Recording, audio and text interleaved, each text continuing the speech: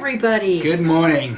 Happy Thanksgiving. And yes, ours has been postponed. Yeah, we had to postpone our Thanksgiving. The kids can't make it out today because we're having a heck of a snowstorm. We've got 10 inches so far, and it's still snowing. Yes. So we'll have to postpone it till another day, hopefully by Saturday. Yep. Oh well. You know, when you've lived as the life of a Jehovah Witness for 42 years and you've never really celebrated Thanksgiving, you know, you kind of missed all of those for all those decades. One more really doesn't amount to anything. Well, we'll still have our turkey dinner. It just may be delayed a few days. Yes. I want to give a shout out. We want to give a shout out. Thank you, Jane Doe. And we appreciate the shout out and welcome to YouTube. And I know there's a lot of new YouTubers and Yes. you know, shout out to all of you. My goodness, a lot more adding their voice. Yeah, which I think is incredible. Yeah, it's great. But I'll put the link down below to Jane's video. And it might raise a few eyebrows through the title because it kind of mirrors what I titled a video a couple years ago. Who is Jehovah that I should obey his voice? And hers is, who is Jehovah that I should die for? yeah, but she makes some good points in there. Some really good points, and she's reading scriptures and using mostly the Bible and just asking questions. Yeah. And she's an older woman, so hi, sweetie. Enjoy. Yes, yes. Now, another sweetie, Nellie. Aunt Nellie, thank you so much for sending us this, and I hope you did one in Spanish. Yeah. Because this is good. I would love to see more governments and more authorities pushing this worldwide. Oh, yeah. Because it really challenges the whole concept of conscientious objectors. Yeah. It really shows that there are some Jehovah's Witnesses that love violence. Yeah. Yep. And I'm going to put the link down below in the top of the comments to this. It's from the Telegraph in the UK news. You guys are going to love this one. South Korean conscientious objectors to military service taken to court over violent video games. Yes, you heard that right. Guess who the conscientious objectors are? Yeah. Well, I'll read the article. Two South Korean conscientious objectors who claimed they could never hold a gun were taken to court by the government, who pointed out that both men enjoyed playing violent first-person shooter games on their computers. Big Brother's watching.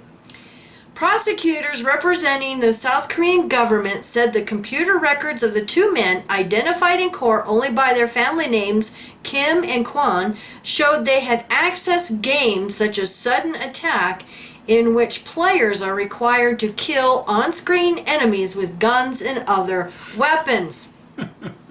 During the hearing, the men had claimed that they refused to accept mandatory conscription on the grounds that holding a weapon and killing another person was against their religious convictions.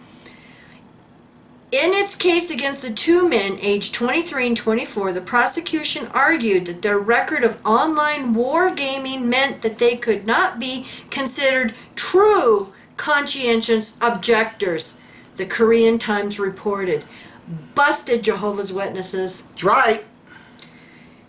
The Seoul Southern District Court on Saturday disagreed, however, ruling that a person can enjoy a violent computer game and still be a conscientious objector.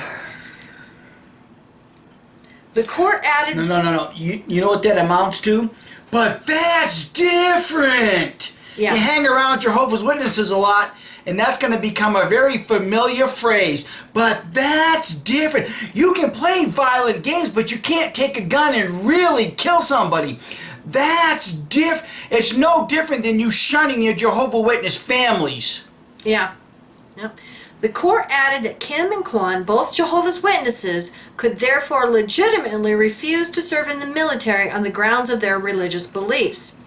The accused were in the process of growth when they played the games, and considering that the games are played in a virtual world and not in reality, playing the games does not necessarily mean they had a propensity for violence or that their religious convictions were weak, the court said.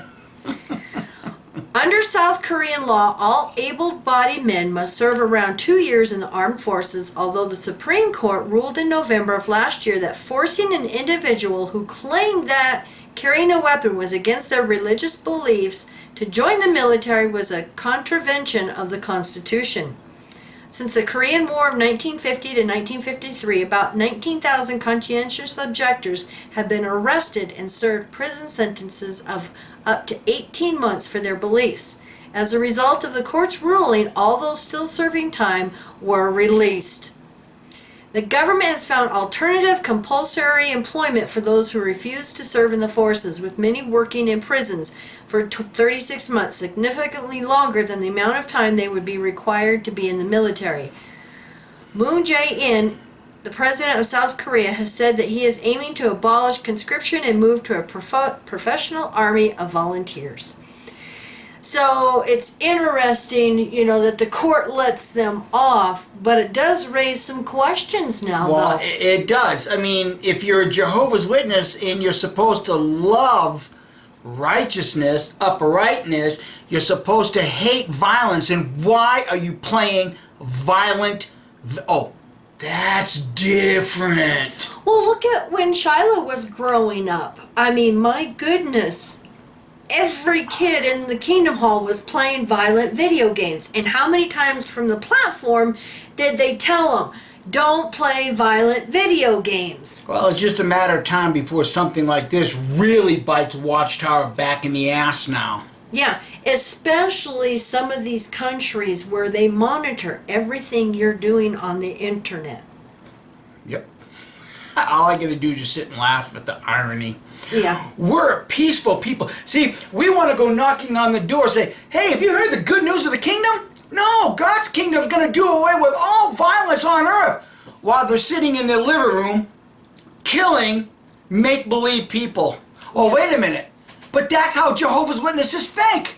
Because if you don't accept their version of reality, the truth, their version of the Bible, you're going to die at Armageddon. So, hey, Jehovah's Witnesses, just keep playing those video games and just keep murdering people.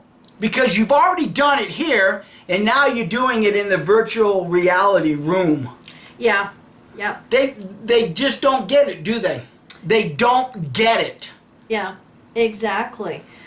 Also, I want to mention the YouTube channel 3RZ, Rhymes, Reasons, and Written Reviews. And I want to put the link down below to her video because she just happened to have caught a report on the Australian TV Channel 9 Current Affairs, and it was about 2 JW pedophiles. And so I would like to see this kind of stuff go viral. Just keep it in front of everybody's face. Because the thing is look at what Jehovah's Witnesses are becoming known for. Do you think it's about the preaching and God's kingdom anymore? No. They're getting to be known for hiding pedophiles and the horrific plague of child abuse in their organization. In their shunning policy. Yeah. In their shunning. Yeah. That's what they're getting known for. That's why, they're dropping like flies. Yeah. They're just dropping like flies. They're selling kingdom halls right and left. Well, we were watching a video of the Australian protest from last weekend, I believe it was. And someone was holding a sign and it said, smile if you're a PMO. And they said they got tons of smiles. Brilliant. So what does that tell you guys? Brilliant. That was brilliant, and if anybody does any more protests, that might be something, smile if you're a PMO. Because, see, if they're a PMO, they're watching videos on YouTube and they know what that means. Know. So when you get that smile, they know Everybody knows what that means. It's almost like the ex-Jehovah Witness community has their own secret language now.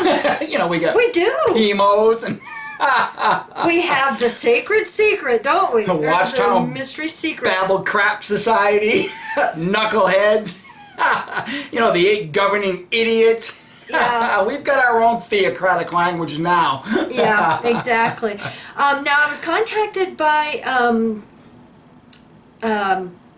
oh, I forget his fake name. Sorry about that, sweetie. But he was a First Amendment lawyer, and he had seen my video that I had done about YouTube's policies. And I've made that video unlisted because in YouTube's policy, if you have a child in your video, that doesn't necessarily, you know, raise red flags. And there's nothing written in the policy about having a child in the video. So I don't know if the person that told me that, you know, got busted for something else or was mistaken or what.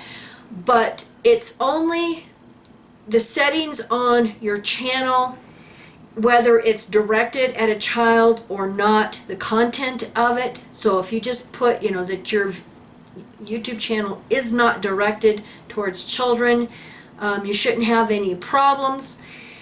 And so we'll see, you know, what's going to happen. But yeah, I wasn't trying to scare everybody.